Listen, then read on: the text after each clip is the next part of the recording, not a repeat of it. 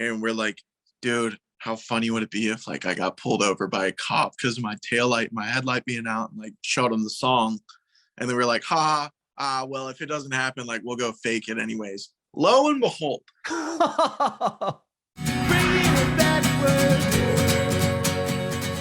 Yeah, and this is about you and your journey in music, and of course, we'll talk about the new songs. Heck yeah, brother! Can't wait. Cool. Are you in Nashville? I am. I'm well, okay, so technically I'm right outside of Nashville in this town called Antioch. Oh, okay. Dude, it's so sick because it's like it's cheap, it's a little quiet out here. Dude, great Mexican spots around here. So super like authentic joints. So it's Really? oh, dude, it's awesome. Okay, And so yeah. I was just gonna say I live out on the outskirts of Nashville as well. I live a little further south than you. Okay, sick, dude. Where are you at? I'm like down by Franklin. Oh, sick, dude. Franklin's awesome. Love Franklin. I'm a little bit south of Franklin. I'm not going to announce the town, but you could figure it out. But Andy, I'm announcing your town. There's some Mexican spots there, huh? Dude, yeah. There's this place called El Tapatio. That is chef's kiss, bro. So good. Okay, that's awesome because I've only lived here for almost a year at the end of the month. But I'm from San Diego, and we had some pretty amazing Mexican food in San Diego because we're right next to the border. And then I came here and I couldn't really find it, but then there is a place in my town that's owned by a dude from San Diego. It's pretty decent.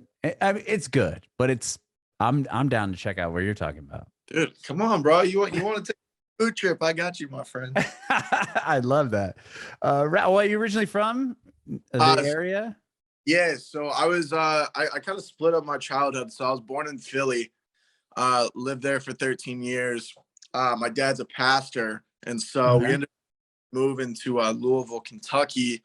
So, you know, if you like hipster shit, also, sorry, am I allowed to like curse? Yeah, you can say whatever you want. Yeah. Okay, cool. So, dude, if you like hipster shit, like Chacos, button-up Patagonias, and like Jack Harlow, like it's the place for you, man. So Louisville's tight.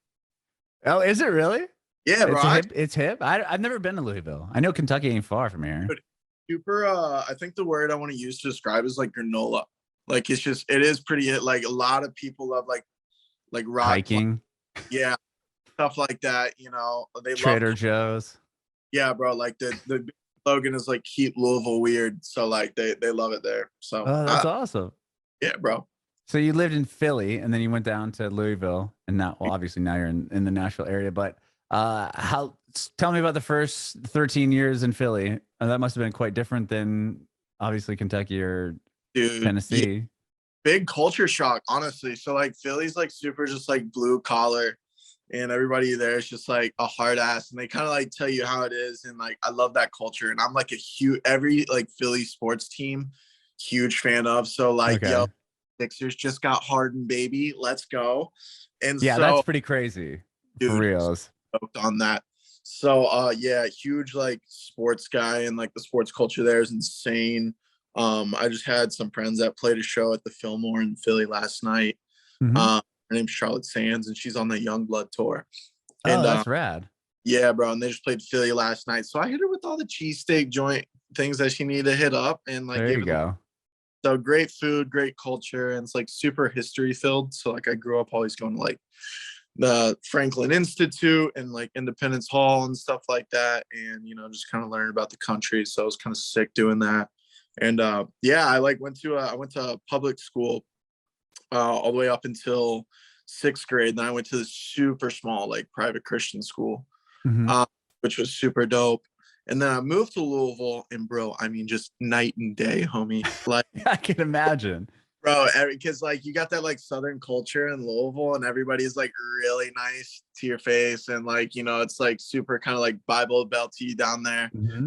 Oh, it's really cool, and like everybody's like super nice. And then, you know, when I moved to Louisville, I went to a private Christian school, and it was just like a weird shock for me. It's just like, you know, it's just like I was kind of used to being kind of like mixed with different like cultures and lifestyles and stuff like that.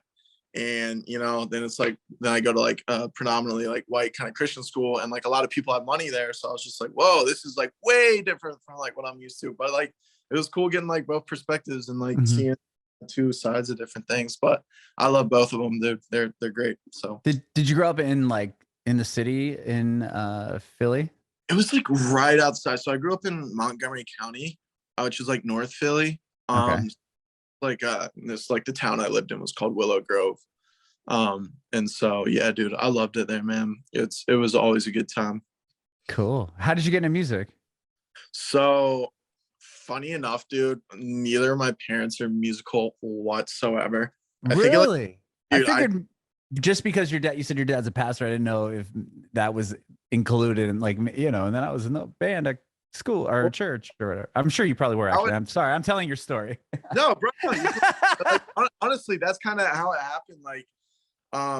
Like neither of my family's musical. I think it skipped a generation because my mom's dad was like in a band, and he did like guitar and vocals, but like I don't know what it was, but music always just like clicked with me. Like my mom would always be playing like Mozart, and like when I was a baby, so like Mhm. the creative juices flowing, you know. There you go. My dad was like a huge rock and metal head. Like he grew up listening to like Def Leppard and Metallica as a kid. And then when we were in the car, like on the way to school every day, I was listening to like Muse and Linkin Park and the Foo Fighters and stuff like that. Mhm. And Fall Out Boy.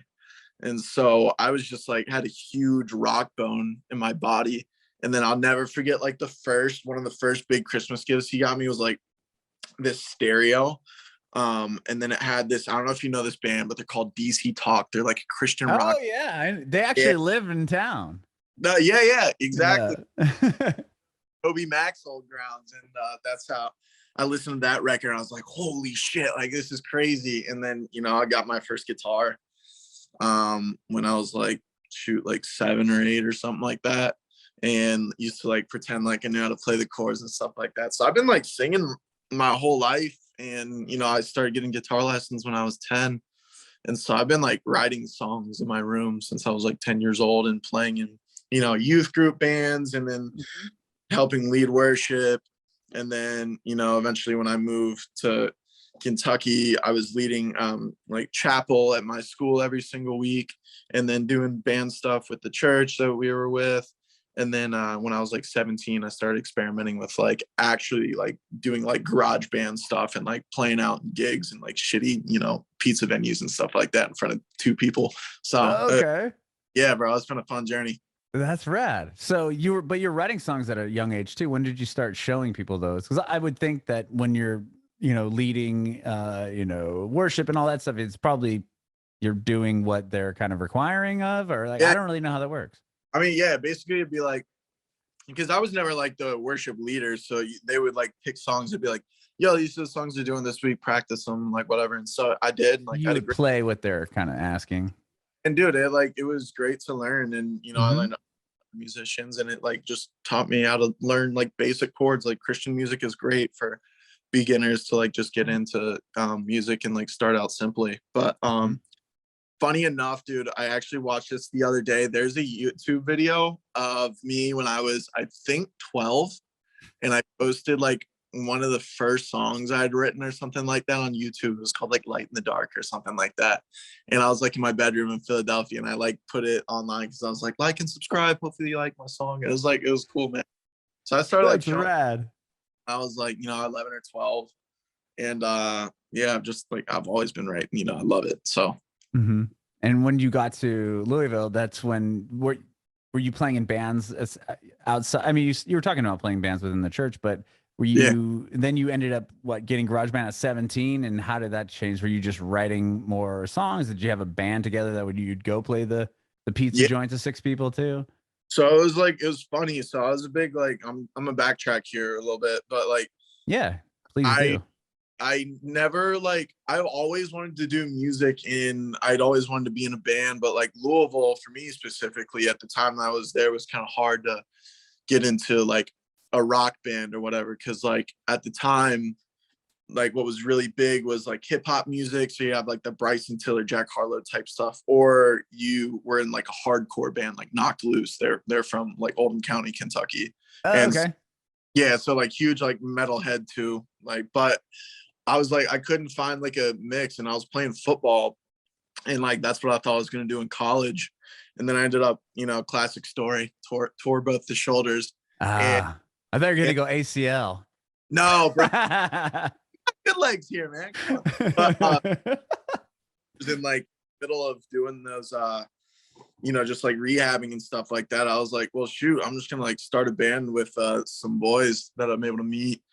And so I just ended up like going to shows and meeting people. And I ended up having two bands while I was in Louisville, and one of them translated over to when I moved to Nashville for a little bit, before I like decided to do like the fraternity band thing with some of my boys.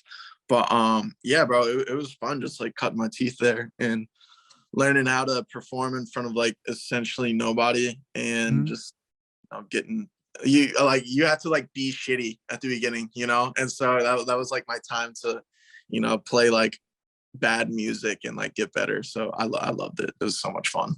Amazing. And when did you get to Nashville, and what took you here?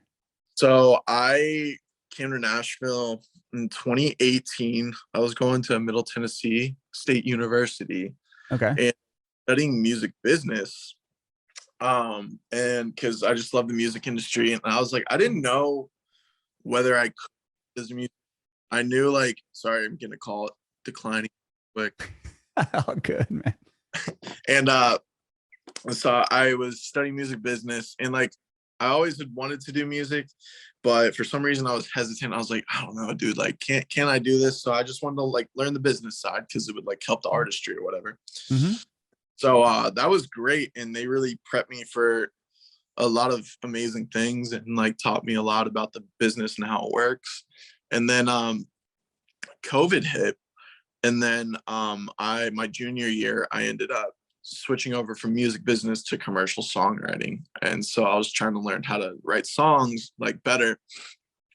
Ended up sorry, real quick on commercial songwriting, just writing what, pop songs that are more commercial, or was it like writing music like jingles for commercials? like writing songs in general, like no matter what I wanted to do, they could like help you, you know, write a hip hop song, write a pop song, write a rock song, just like everything kind of in the vein of songwriting. And so funny enough, I'm so bad at school, dude. And so I didn't even get this thing called candidacy, which is like the golden ticket into like the actual like core classes. So like you got your like basic gen eds and like the classes, you got to maintain a certain GPA to start taking like the core classes to graduate. So I didn't even get that. And then like COVID hit, and it gave me like a lot of time to think about like what I wanted to do. And I felt like MT like really prepped me in such a good way that it was like, okay, I've learned my basic knowledge. I feel like I'm not going to be able to learn a lot of this stuff in a classroom. I just got to go get real world experience and like actually try it out with what, you know, I've been prepared with. And so that was a scary decision, but I ended up dropping out in like October 2020. It was on the, hold on, I was on the 28th. That's when it was, because that was the last day to drop classes where you didn't get an F. It was like you technically didn't complete it. So I was like, if I ever go back, it won't like hurt my GPA. Yeah, my GPA will be stellar. I'd still maintain like a 2.4. Like, let's go. So, yeah, I ended up just dropping out and working at UPS to try to pay the bills, and it was the scariest but the best decision I've ever made in my life. So okay, so October 2020, you were obviously doing like online classes too at that point, which probably was a nightmare in itself. Oh yeah. And then do you just start focusing on your artist? You said you got a job, but other than that, are you just constantly working on this project now? Yeah, so it was like funny because when I dropped out, originally I was with another band of mine called Vinewood, which I had met all the members through my fraternity. I was part of this fraternity called ATO, and they were all just like my best friends. They're really talented musicians. And so we ended up doing that. And so when I dropped out, my manager, he was like, yo, like you should really start experimenting with TikToks and stuff like that. And I was totally that asshole that was like, TikToks for like dancers and like, like it's not, right. and so ignorant. And then it was like the reason that everything like popped, and it was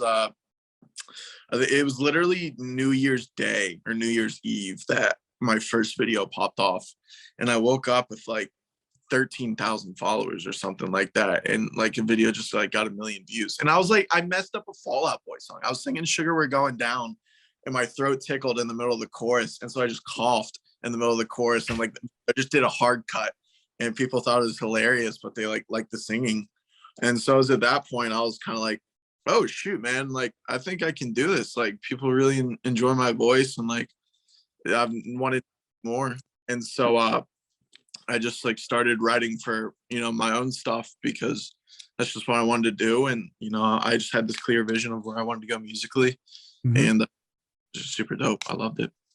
So it started on just as a TikTok thing that you're just singing a Fall Out Boy song. It becomes viral, right? And then people start following you. And then, well, how does that like? Because I was funny. I just had another interview with somebody else, and we were talking about this and the weird, like the weird thing that is TikTok, where 13,000 people followed you, but most people are spending their time on the For You page and not on the people that they follow page. So, so everyone essentially still, you could have 200,000. I guess you would be more present on the For You page if you have a bigger following and more engagement. But that being said, if anyone else, everyone has an equal playing field for the most part when it comes to the For You page. So how do you continue? Like you have this one cover do well. Like how do you get people to then keep interested in you? And like obviously, Bleach on the Rocks, 6 million plus, listens on Spotify. Like how did you go from you have like a number of people watching you on a cover song to putting out your own music and having that do something? Yeah, it was just like, I got motivated, number one, because I knew rhythm worked. And I was like, yo, even though these 13,000 at the time, whatever the number was, like, aren't going to see every post I make, I was like, that many people like gave a fuck enough to give me a follow in case I do pop up on their page again. You know? I mean, it's huge. Yeah. So it was like really encouraging. And then I was like, okay, cool.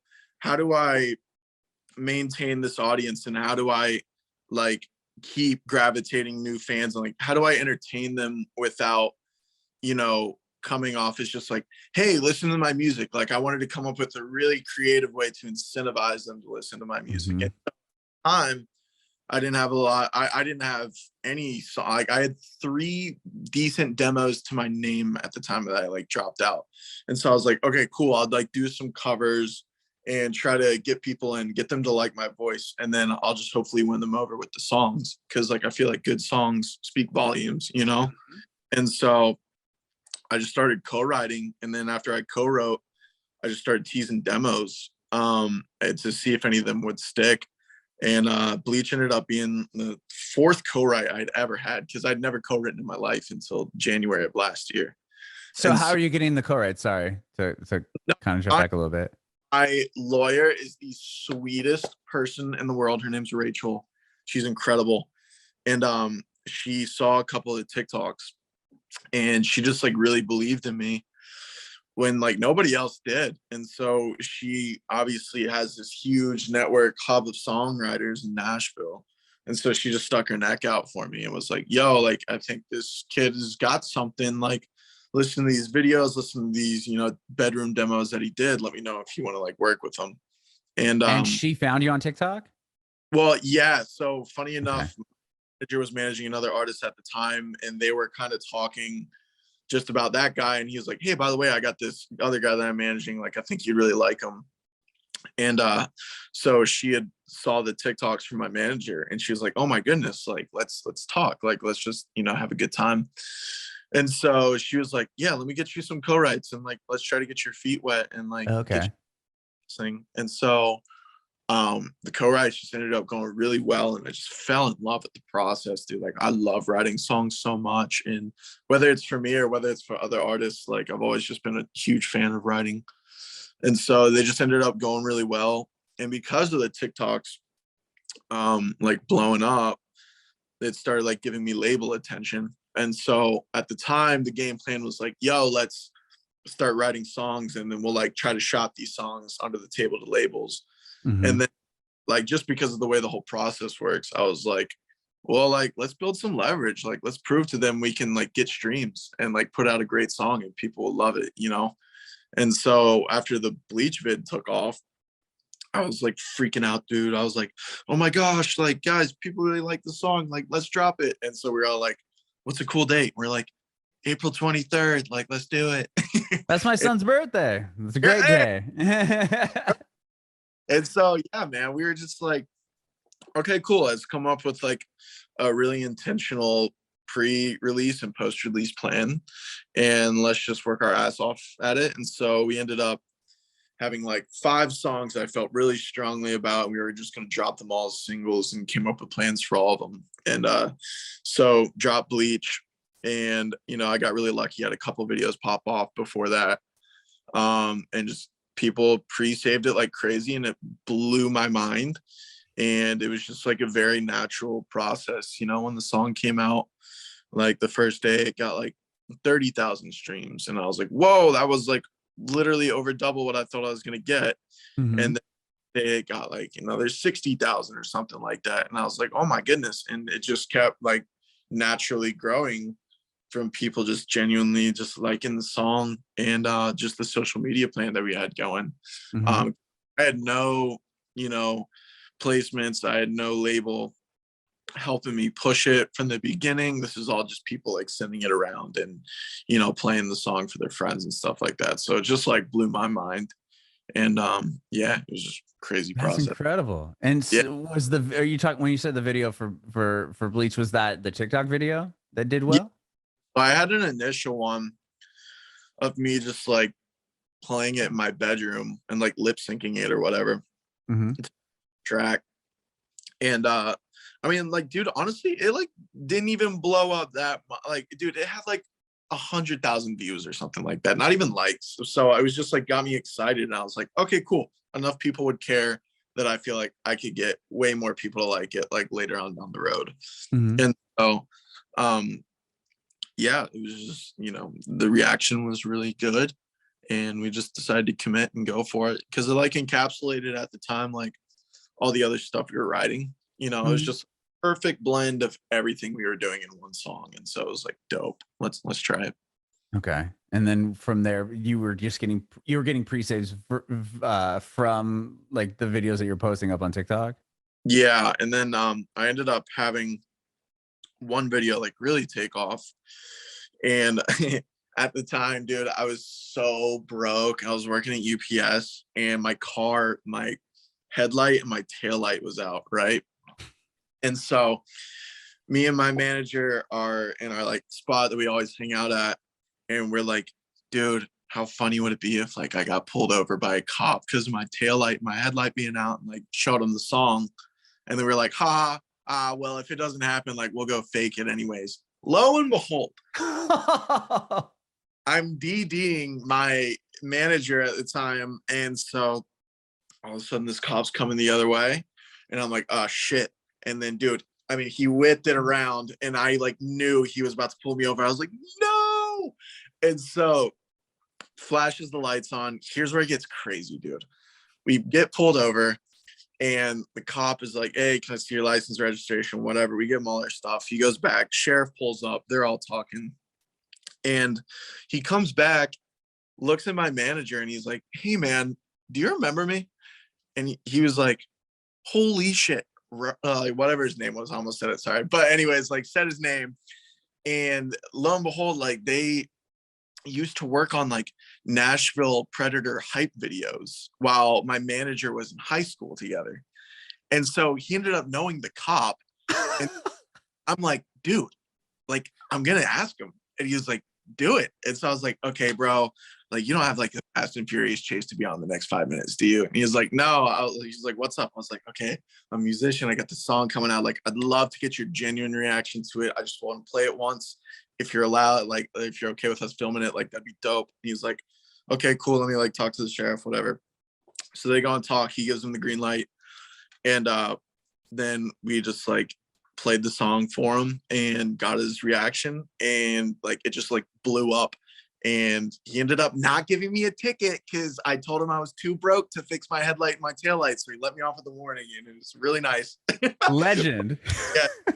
I like edited the video, and then like, dude, it got like 1.5 million views like the next day or something like that. I was like, holy shit. And yeah, then the pre-stage just took off like crazy. And that was like less than a week before the song came out. So that was the one that like really pushed it. That's so funny. Yeah, and then like because the video did well, sorry, getting a drink of water. But because the video did well, I'd like licensed it to these like really popular accounts on Instagram. And so they just like posted the TikTok video all over Instagram with these accounts that had like however many followers. And everybody just started loving the song. And so that was the one video that just like took off like crazy. And yeah, just got lucky, dude, honestly. So that's so amazing. Well, I wouldn't say lucky. If the song didn't, if people didn't resonate with it, it wouldn't have done anything, right? I mean, it would just been like whatever.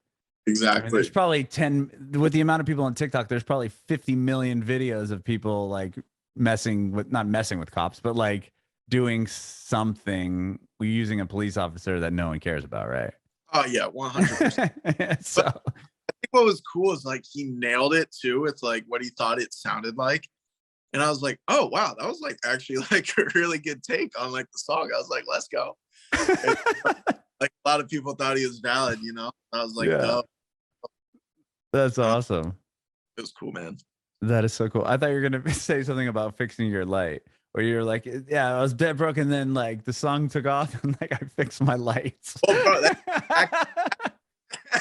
because at the end of the bid, he was like, hey, go like buy the song or whatever, because this guy needs his taillight fixed or whatever. Oh, that's funny. And I was like so nervous still. I was like, oh my God, I can't believe I got away with that.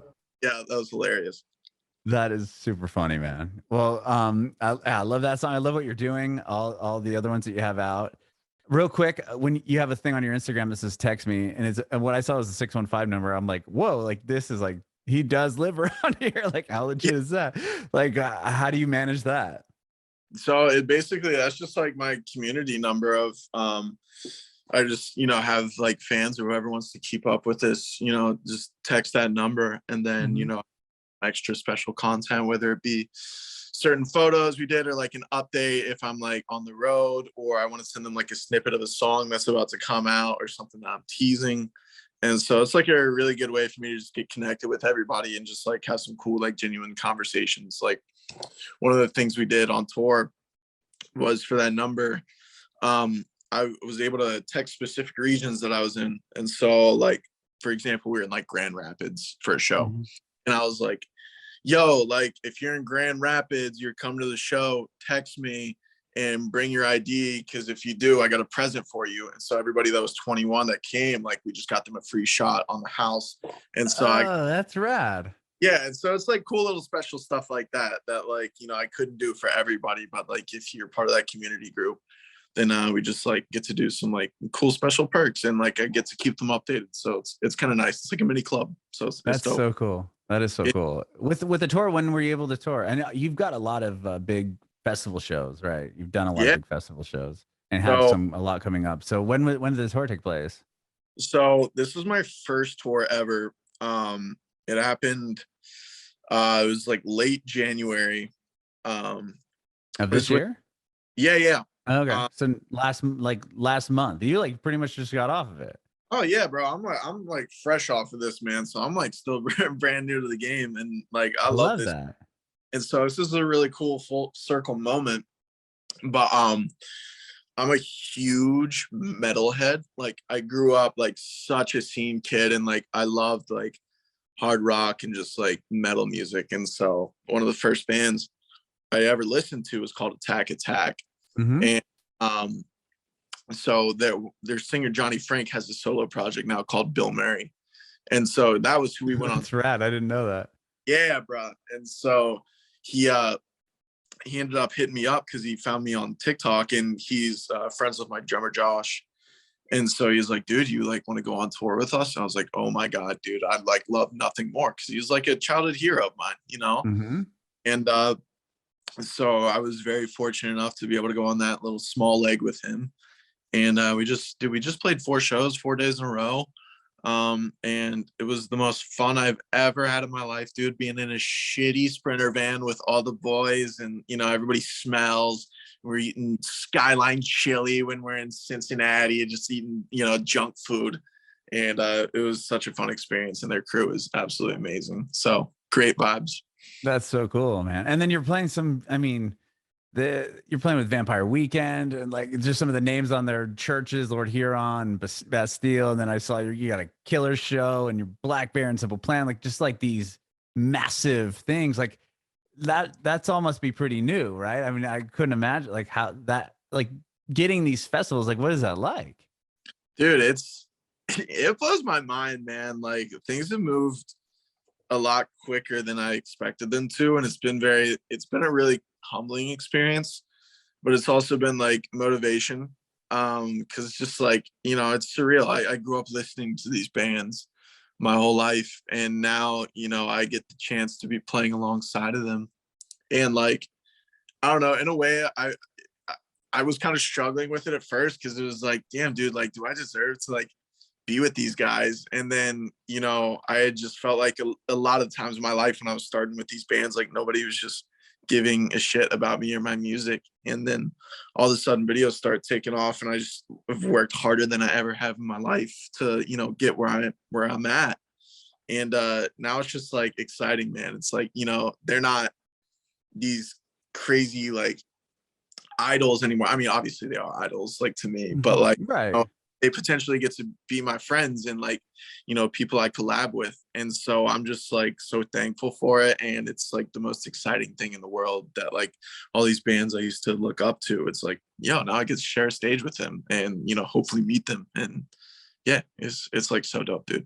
That's so cool, man. Well, obviously you've been working your ass at it for a very long time. Like there's nothing to be said like, oh yeah, it was just some overnight success. Like obviously you've been doing this for a very long time. So that's so amazing that you're able to really, you know, like you said, share a stage with some of your people you've looked up to for your entire life. That's amazing, man. Yeah, dude, it really is cool, man. Cause like, you know, like once I kind of learned like it's almost like everybody kind of knows each other once you've kind of gotten established in the industry. And it's like, oh my God, like, you know, 5 years ago, that would have felt like never could have happened in a million years. But like now it's like reality. And I'm like, dude, what is going on right now? And like the inner kid in me is just like so excited and stoked. And so there's nothing in this world I love more than performing live. And I like take it so seriously. And like it is the one thing I just absolutely love to do. And so it's just like, I'm just so excited to do it, man. Amazing, dude. Well, thank you so much, John, for doing this. I really appreciate it. Yeah, bro. Thanks for having me on, man. This is Yeah. super. Real quick, I have one more question for you. I want to know if you have any advice for aspiring artists. Yeah. Let me think about this one for 2 seconds. Advice I would give is, dude, don't be afraid to fail. Like, it's so easy to get really discouraged and feel like you can't do something. And like when you do fail, it's like it's really kind of sad in the moment. But if you are just trying, you're getting better. And everybody that's at the level that you look up to was at your level at one point, and they had to go through trial and error, and they had to figure it out. And if you're just trying, like that's the best thing you can do. And then I guess another piece of advice I would give is a lot of artists, I feel like, and this is coming from experience for me, we're trying to do a lot of stuff by themselves all the time, you know, and they feel like they have to take on everything. But find people that really believe in you and that believe in the music and the project, and start building your team, because nothing is more important than a team. Like you see people like, you know, Drake or like Shawn Mendes, and yes, they're incredible. They're super talented people, but it's because they have teams behind them that believe in them. And, you know, you can't just always do it on your own, you know? So that's what I'd say. It's like, don't be afraid to fail and build your team, because it is really a team sport, you know. Bringing it backward.